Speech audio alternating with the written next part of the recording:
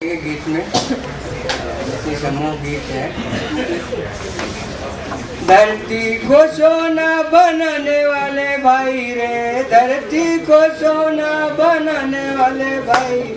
माटी से हीरा उगाने वाले भाई रे, माटी से हीरा उगाने वाले भाई रे, अपना पसीना बहाने वाले भाई रे, अपना पसीना बहाने वाले भाई रे, उठे तेरी मेहनत को लूटे कसाई रे, उठे तेरी मेहनत को लूटे कसाई रे, धरती को सोना बनाने वाले भाई रे, धरती को सोना बनाने वाले भाई, नील को ठिकारे ये सड़कें ये इंज, नील को ठिकारे ये सड़कें ये इंज, इन सब में तेरी ही मेहनत की धड़कन, इन सब में तेरी मेहनत की धड़कन, तेरे ही हाथों ने दुनिया बनाई रे, तेरे ही हाथों ने दुनिया बनाई रे, तूने ही भर पटन रोटी खाई रे, तूने ही भर पेट रोटी न खाई रे, हंसी तेरे होठों की किसने चुराई रे, हंसी तेरे होठों की किसने चुराई, धरती को सोना बनाने वाले भाई रे, धरती को सोना बनाने वाले भाई रे, माटी से हीरा उगाने वाले भाई रे, माटी से हीरा उगाने वाले भाई, मिल कारखानों में कोयला खदानों, मिल कारखानों में कोयला खदानों, खेत खलिहानों में सोने की खानों, खेत खलिहानों में सोने की खानों, बता है तेरा ही खून पसीना, बता है तेरा ही खून पसीना, जालिम लुटेरों का पत्थर का सीन, जालिम लुटेरों का पत्थर का सीन, सेठों के पेटों में है तेरी कमाई रे, सेठों के पेटों में है तेरी कमाई रे, माटी से सोना उगाने वाले भाई रे, धरती को सोना बनाने वाले भाई, धरती से सोना उगाने वाले भाई रे, धरती भी तेरी ये अंबर भी तेरा, धरती भी तेरी ये अंबर भी तेरा, तुझको ही लाना है अपना सवेरा, तुझको ही लाना है अपना सवेरा, तू ही अंधेरों में सूरज है भाई रे, तू ही अंधेरों में सूरज है भाई रे, तू ही लड़ेगा सुबह की लड़ाई रे, तू ही लड़ेगा सुबह की लड़ाई रे, तभी सारी दुनिया ये लेगी अंगड़ाई रे, तभी सारी दुनिया ये लेगी अंगड़ाई रे, धरती को सोना बनाने वाले भाई रे, धरती को सोना बनाने वाले भाई रे, उठ तेरी मेहनत को कूटे लसाई, उठ तेरी मेहनत को लूटे कसाई रे, धरती को सोना बनाने वाले भाई रे, धरती को सोना बनाने वाले भाई, इनकलाब जिंदाबाद।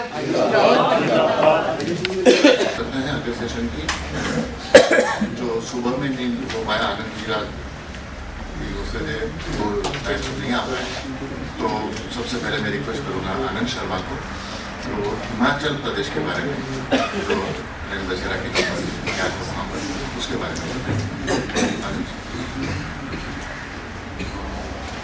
हिंदी इंग्लिश दोनों मिक्स करेंगे, because there are people from Tamil Nadu and south, they find it difficult to understand Hindi, but since the majority of the people are from North Wales, I think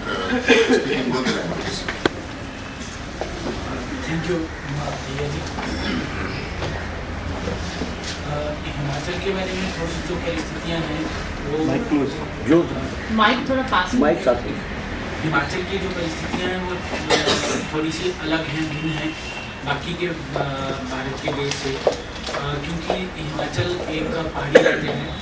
और यहाँ पर जो हमारे पास माउंटेनियस टेरेन है और रेंज हिमालयस की plane से लेकर ग्रेटर हिमालयस तक की बात हम कर रहे हैं, तो जो प्लेन एरियाज हैं वहाँ पर टेम्परेचर जो है वो पंजाब के साथ मिलता जुलता होता है और बहुत रेंज है टेम्परेचर की। माउंटेनियस ट्रेन में समर में टेम्परेचर मॉडरेट होता है और जो विंटर का टेम्परेचर है वो सब जीरो फ्रीजिंग होता है, क्योंकि ज़्यादातर एरियाज जो माउंटेन जो पहाड़ी क्षेत्र हैं वो ज़्यादातर पहाड़ों के नज़दीक होते हैं, स्नो लाइन के नज़दीक है, तो विंटर के टेम्परेचर बहुत लो होते हैं। तो जो लो टेम्परेचर्स होते हैं उसमें ज़्यादातर लोग जो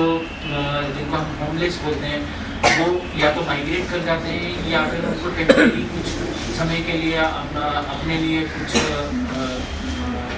इंतज़ाम करना पड़ता है, जिससे कि वो सरकार ये सहारा ले सकती है कि अब यहाँ पर हमारे पास होमलेस नहीं है, because they don't vanish but they become invisible because they have to have head over their roofs, otherwise survival will be very very difficult for these people. And many deaths are also reported in low temperatures, especially in winters also. तो इस परिस्थिति को ध्यान में रखते हुए जो ये शेल्टर्स और होमलेस के लिए होम्स की बात है ये बहुत ही ज़्यादा इम्पोर्टेंट हो जाती है, क्योंकि जब टेम्परेचर्स कम होते हैं तो उसमें लोगों को न केवल घर की ज़रूरत पड़ती है पर उसमें प्रॉपर हीटिंग की भी ज़रूरत पड़ती है। और आजकल जिस तरह के संसाधन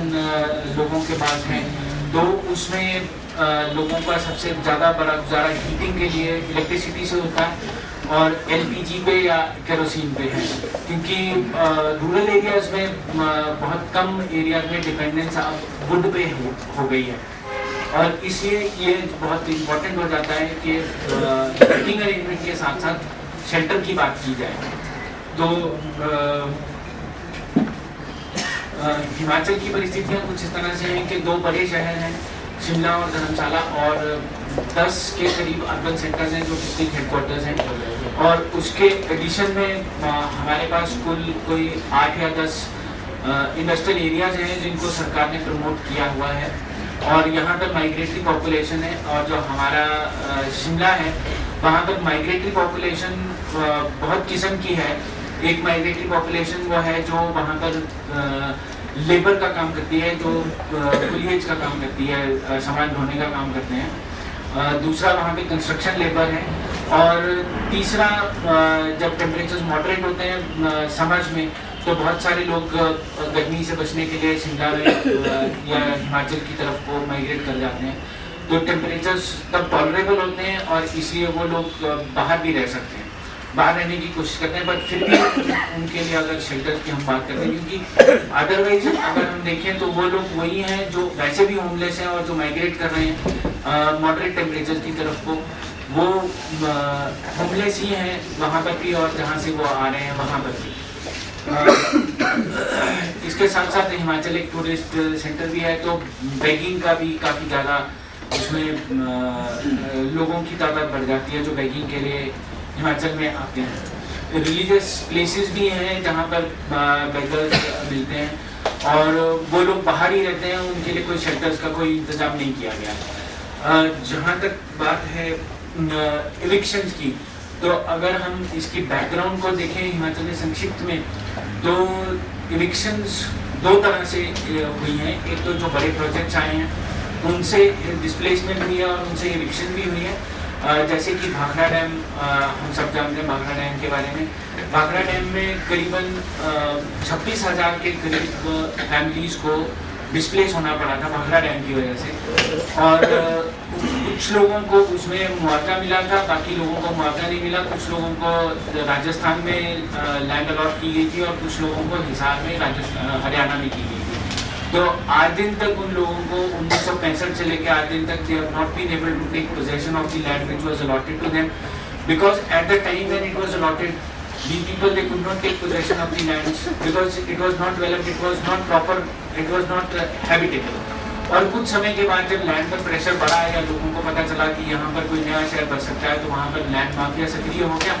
और वो लोग उसके बाद उस लैंड का पोजेशन ले ही नहीं सके। और 70% केसेस में आज की राजस्थान हाई कोर्ट में जो लोग भाखड़ा से डिस्प्लेस हुए थे उनके केसेस राजस्थान में चल रहे हैं। और दूसरा क्या हुआ था कि बिलासपुर शहर की एक अपनी समस्या है कि वहाँ पर कुछ लोगों को बिलासपुर गांव से हटा के बिलासपुर शहर में छोटे छोटे प्लॉट्स दे दिए गए। अब उसमें इंक्रोचमेंट्स की लिटिगेशन चल रही है। उसके साथ साथ जो लोग गांव से डिस्प्लेस हुए थे, भाखड़ा डैम का जो गोविंद सागर लेक बना था, जो टेल बना था, उसमें बहुत सारे गांव सबमर्ज हो गए थे और उन लोगों को सरकार की तरफ से उस समय ये आश्वासन दिया गया था, करीबन हम 1965 या 70 के दशक की बात कर रहे हैं, जहाँ पर लोगों को ये कहा गया कि आपको जो भी जगह मिलती है आप उस जगह में अपना घर बना लीजिए या वहाँ पर आप रहिए। और वो लोग आज भी उस एरिया में रह रहे हैं और आज सरकार ने उनको 1980 के बाद वो फॉरेस्ट एरिया डिक्लेयर कर दिया। तो अब उन लोगों को इविक्शन के नोटिस फॉरेस्ट लैंड से इविक्ट करने के लिए आ रहे हैं और लोग इस समस्या से जूझने की कोशिश कर रहे हैं और उनको अभी तक रिहेबिलिटेट नहीं किया गया है। दूसरी तरफ सरकार का रवैया ये है कि सरकार ये बोलती है कि हम इनको रिहेबिलिटेट करने के लिए हमारे पास लैंड भी अवेलेबल नहीं है। लेकिन विसंगति देखिए, इसमें कॉन्ट्रडिक्शन देखिए कि सरकार ने उसी तरह पूरे स्टेट में कम से कम 10 इतने बड़े इंडस्ट्रियल एरियाज को प्रमोट किया है, जहां पर इंडस्ट्री को इनवाइट किया है। सेंट्रल गवर्नमेंट की तरफ से टैक्स हॉलिडे मिलता है, अगर आप इंडस्ट्रियल बेस हिमाचल में लगाते हैं तो उसमें बहुत सारी रियायतें मिलती हैं, बहुत सारी छूट मिलती है इंडस्ट्रियल पैकेज के अंदर। तो इस अब कोई भी ऐसी इंडस्ट्री पूरे इंडिया में नहीं है जिसका बेस हिमाचल में नहीं है और वो सारी इंडस्ट्री सिर्फ टैक्स छूट को अवेल करने के लिए वहाँ पर बेस लगाया है और वहाँ पे माइग्रेटिंग पॉपुलेशन है, लोकल पॉपुलेशन अवेलेबल है। एक एरिया BBND जिसके बारे में मेरे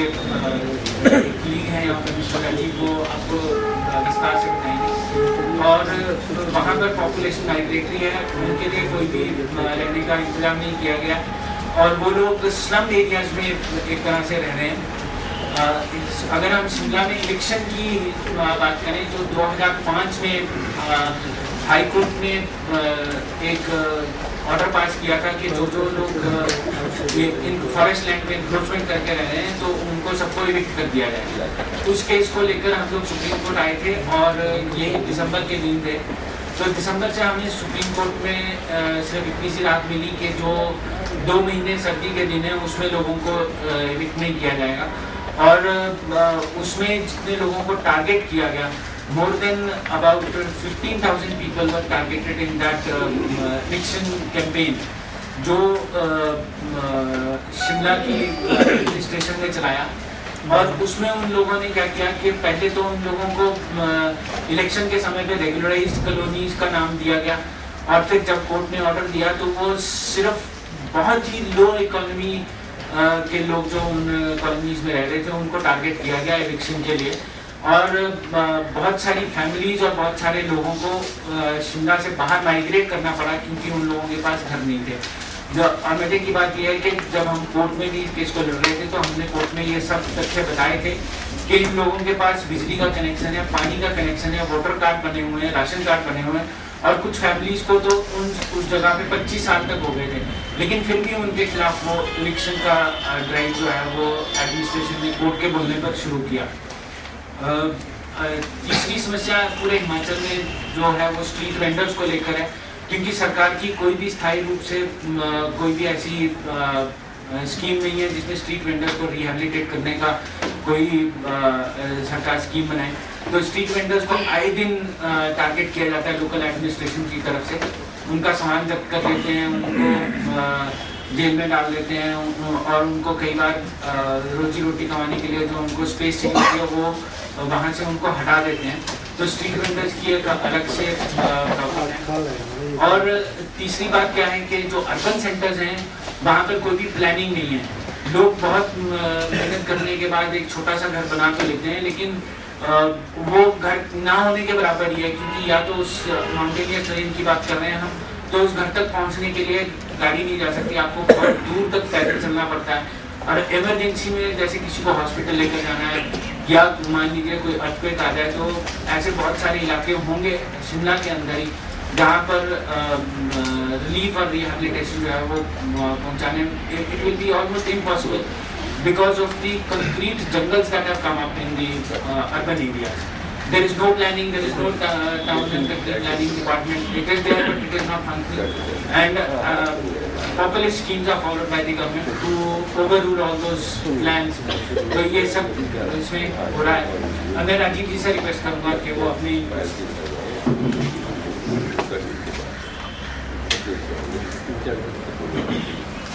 Mr. Iyer has requested me to summarize the whole thing in English.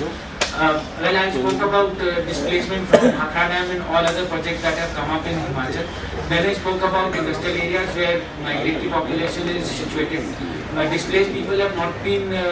rehabilitated because the government says they don't have land. But on the other hand, the government is promoting industry and government is buying land. Government is taking over land from the farmers and handing it over to the industry. Then in urban areas we have the problem of street vendors, and I spoke about low temperatures in mountainous terrain in winters and moderate temperatures in summer. So we have a large migratory population in summers in the state of Himachal. Respected sir, I will confine myself to the subject of Sector 1 today, because today I came to know that so far as the problems of slum area is concerned, we are going to discuss on next day. And most of the things my senior friend Mr. Anand has covered. Though I would like to share certain experiences which I have traveled, and I have observed that the situation of the homeless persons are so vast that one cannot imagine. Even many of my friends must have been bearing with me, because since we are discussing in view of the legal aspect, that public interest litigation is already pending before the Honorable Supreme Court in Delhi High Court and in many other states also regarding the eviction and regarding the encroachment. And so far the problem of homeless person is concerned. Even in Supreme Court's view, in many judgments it has been defined that what is the homeless. We are talking about who are the homeless. Supreme Court has categorically said in its judgment that homeless, the meaning of home for a man is different than an animal. So far animal is concerned, in case if some area, some space, some roof is provided it to protect its body, then it can be considered as a home. But so far man is concerned, it would not be sufficient to provide just a shelter and it would be defined as a home. Because such kind of a space with the amenities is required so as it must ensure its overall growth in every respect, like physical, mental, etc. In the state of Himachal Pradesh, as my friend had stated, that geographical features are like that. The begging problem exists only for few months, like in summer season. People used to travel in those areas in the summer, and in winter, so it is snowbound area, mainly the upper Himachal Pradesh. So those beggars are not seen there. So there are another kind of problem for whom we are looking for shelter is that the manual worker, particularly the Khan, like who are coming from